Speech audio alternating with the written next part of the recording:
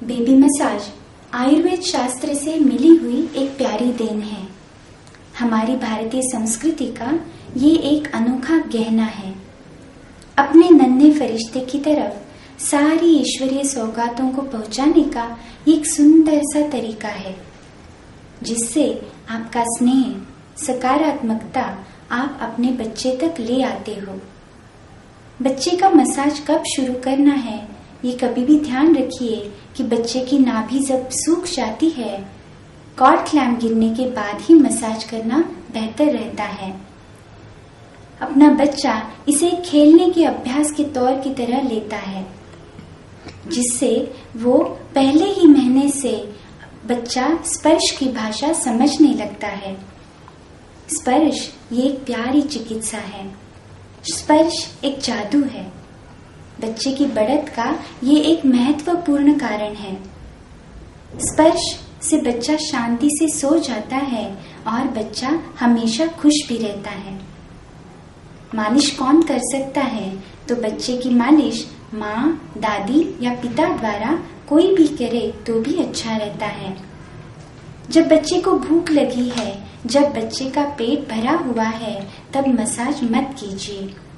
दूध पिलाने के बाद आधा पौना घंटा रुकने के बाद ही मसाज कीजिए। अगर बच्चा बीमार है, उसे बुखार है, कफ है या पेट खराब हो या रैश हो तो मसाज मत कीजिए। मसाज 15 से 25 मिनट तक करना बेहतर रहता है। मसाज के लिए जो भी तेल लिया जाए वो शुद्ध हो या हल्का हो, ये ध्यान रखना है।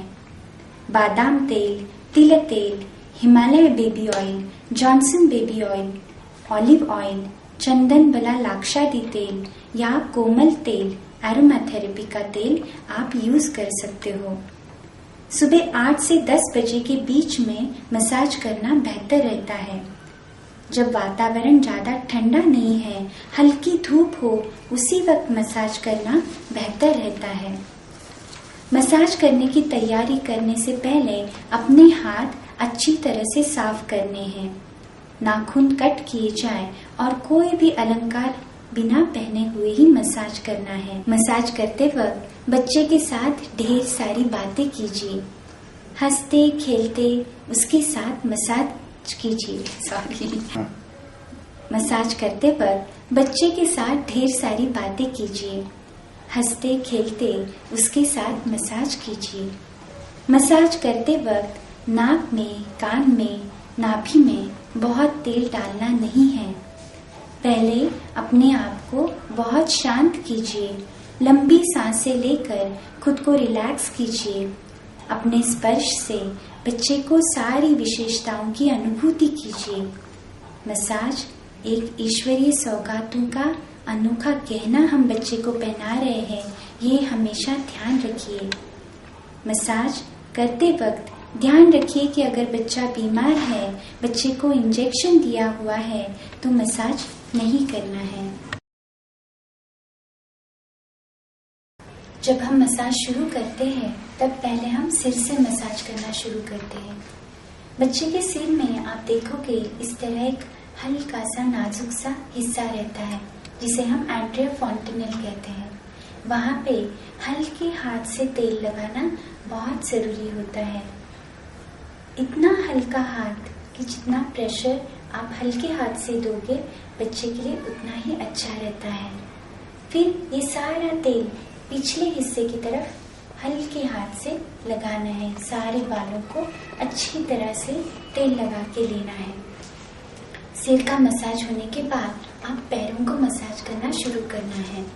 पैरों को मसाज करते वक्त एंकल जॉइंट की तरफ हल्के हाथ से पकड़ना है और सारा तेल जो है वो ऊपर की तरफ इस तरह से लगाना है। इस तरह से हल्का प्रेशर देके बच्चे के हृदय की तरफ हमें तेल लगाना बहुत जरूरी रहता है। इस तरह से तेल लगाने के बाद इस तरह से बच्चे के पैर को पकड़िएगा। पैर पकड़ने के बाद हल्के से ट्विस्टिंग मूवमेंट करना है।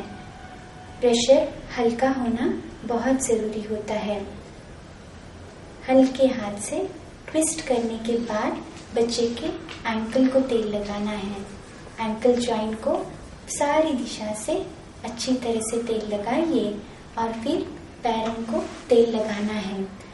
पैर की उंगली की तरफ, नीचे के हिस्से की तरफ हल्का मसाज करना है, प्रेशर देना है और उंगली को खींचना है। हर उंगली की तरफ नीचे प्रेशर, मसाज और खींचना है। इस तरह से मसाज, प्रेशर, उंगली को खींचना है और फिर इस तरह से तलवों को हल्का सा प्रेशर देना है। एक पैर का मसाज होने के बाद दूसरे पैर को उसी तरह से हृदय की दिशा में तेल लगाना है। उसके बाद में ट्विस्टिंग मूवमेंट करनी है। उसके बाद में एंकल जॉइंट को तेल लगाना है। फिर हर एक उंगली की तरफ मसाज, प्रेशर, उंगली को खींचना, मसाज, प्रेशर, उंगली को खींचना और फिर तलवों को तेल लगाना है। पैरों को मसाज करने के बाद बच्चे के पेट को मसाज हम करना शुरू कर देते हैं।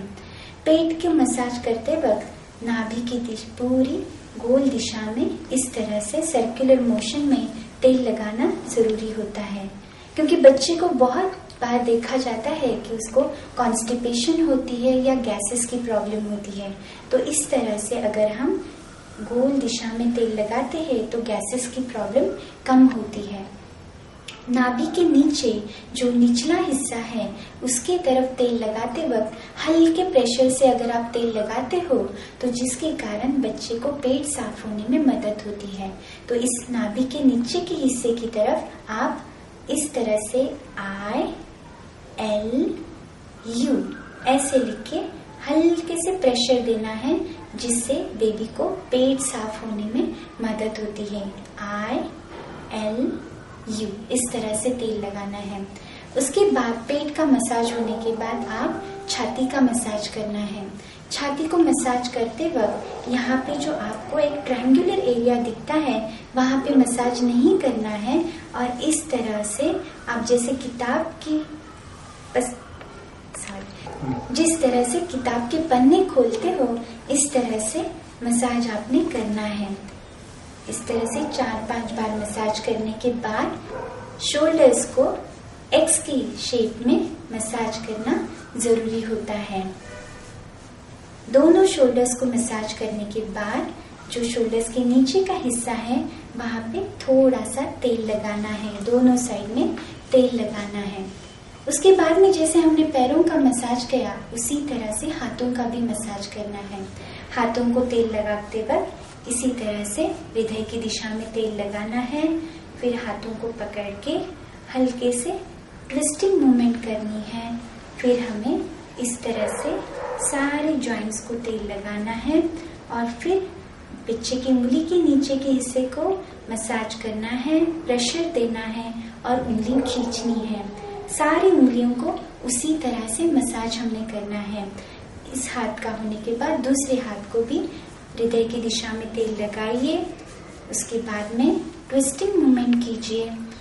फिर बच्चे को इस तरह से रिस्ट जॉइंट को तेल लगाइए और फिर हर एक उंगली की तरफ नीचे के हिस्से को मसाज करना है, प्रेशर देना है और उंगली खींचनी है। हर एक उंगली को इसी तरह से करना है। इसके बाद हम बच्चे के चेहरे के मसाज करते हैं। चेहरे को मसाज करते वक्त हमें देखना है कि हमारी उंगलियों से हल्का प्रेशर हमें देना है।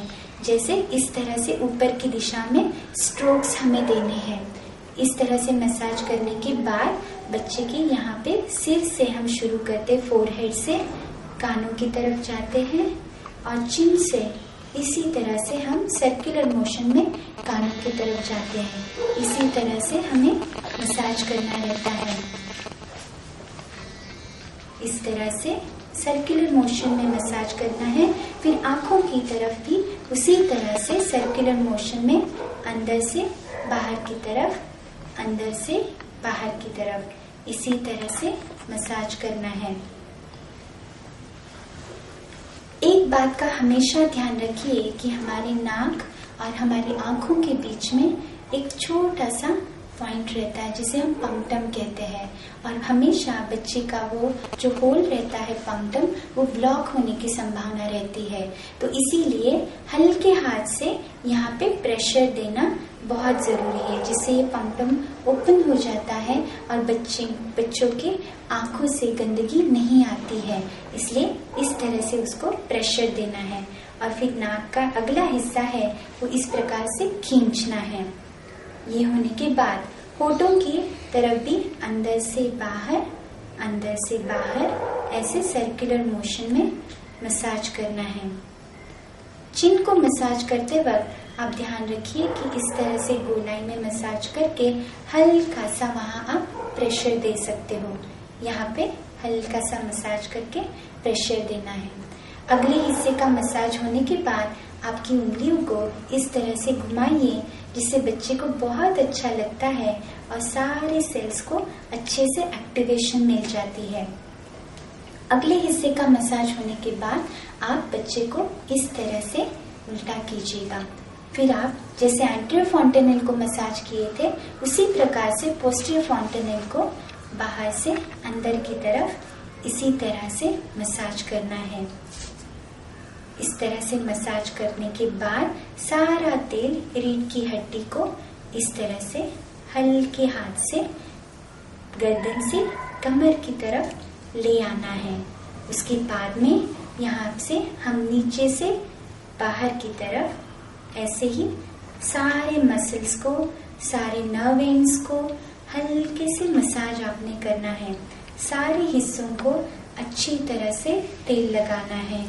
शोल्डर्स को ज़्यादा मसाज कीजिए क्योंकि बच्चे की शोल्डर्स के ऊपर हम हमेशा उसको पकड़ने वक्त ज़्यादा प्रेशर आता है। सो अच्छे से वहाँ शोल्डर्स को मसाज कीजिए।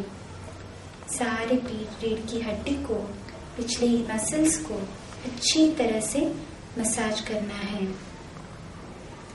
ये सारा मसाज होने के बाद जैसे आगे की तरफ हमने उंगली घुमाई थी वैसे ही पिछले हिस्से की तरफ उसी प्रकार से उंगली घुमानी है। फिर बच्चे को अच्छे से सीधा करके उसको एक्सरसाइज करानी है। जैसे हम करते हैं बच्चे के पैरों को ऊपर सिर को लगाना है या बच्चे को क्रॉस करना है, इस प्रकार से और जो पीटी एक्सरसाइजेस है वो सारी एक्सरसाइज हमने करानी है। फिर हल्की धूप में बच्चे को बिठा के उसके बाद हमने बच्चे को नहलाना है। मसाज करने के बाद बच्चे को हल्के गर्म पानी से नहलाना है। नहलाते वक्त ध्यान रखिएगा कि बच्चे को साबुन की बजाय अगर आप मसूर की दाल का आटा उसमें थोड़ा सा दूध और हल्दी मिक्स करके यूज करते हो तो बच्चे के स्किन के लिए बहुत अच्छा रहता है। नहलाने के बाद बच्चे को अच्छे से सूखे से कपड़े से पोंछ लीजिए और फिर आप वेखन चूर्ण जो बाजार में मिलता है उसको अच्छे से छान के उस वेखन चूर्ण को पिंच में लेना है और बच्चे को सिर से लगाना है, यहाँ छाती को लगाना है और बच्चे के तलवों को लगाना है। वेखन चूर्ण ये कफग्न माना गया है। बच्चे को हमेशा कफ की बीमारियां होती है तो इसके लिए वेखन चूर्ण जो है बच्चे को कफ से अच्छी तरह से प्रोटेक्शन देता है। वेखन चूर्ण बुद्धि के लिए भी बहुत जरूरी रहता है। इसी के साथ वेखन चूर्ण स्किन के लिए बहुत अच्छा फायदेमंद माना जाता है, इसलिए हम वेखन चूर्ण का फायदा करते हैं। बच्चे को वेखन चूर्ण लगाने के बाद हल्के सॉफ्ट कपड़े में रैप करना है और उसके बाद बच्चे को दूध पिला के सुलाना है। दाएं तरफ अगर आप अपने बच्चे को झुलाते हो तो बच्चों को बहुत पसंद आता है क्योंकि माँ के हृदय की स्पंदनों से बच्चा अपने पेट में रहता है तब से वाकिफ रहता है। ये एक ऐसी यात्रा है जो खुशी से भरी हुई है और आनंद से परिपूर्ण है। आप जो मसाज करते हो उससे बच्चे को बहुत सारे फायदे होते हैं। एक तो रक्त संचार को सक्रिय कराने वाली ये कृति है। बच्चे की पाचन क्रिया भी बहुत अच्छी तरह से सक्रिय हो जाती है और बच्चे की प्रतिकारक क्षमता भी उससे बढ़ाने में मदद होती है। बच्चे के शरीर के तापमान को वो बनाए रखती है और नियंत्रित भी करती है। बच्चे को स्वस्थ और चमकती त्वचा मसाज से मिलती है। गहरी नींद आने के लिए भी मसाज बहुत सहायक होता है। शिशु को दूध पिलाने के दौरान अपने विकास में ये बहुत सहायक होने वाली बात है। अपने परिवार के बीच में एक गहरा बंधन ये प्रकाशित करती है। यह माँ का तनाव कम करने में मदद करती है। मसाज एक बहुत ऐसा एक्सपीरियंस है जो अगर हर माँ बहुत खुशी से कर ले तो उसका फायदा बच्चे को भी होता है। फिर भी एक बात ध्यान रखना है कि मसाज करते वक्त अपने बच्चे को जितनी पॉजिटिव बातें आप बता सके उतनी बताना है। मसाज करते वक्त मोबाइल अपने आप से दूर रखना है। टीवी के सामने बैठ के मसाज नहीं करना है। आप पूरा ध्यान आपके बच्चे की तरफ केंद्रित करना है।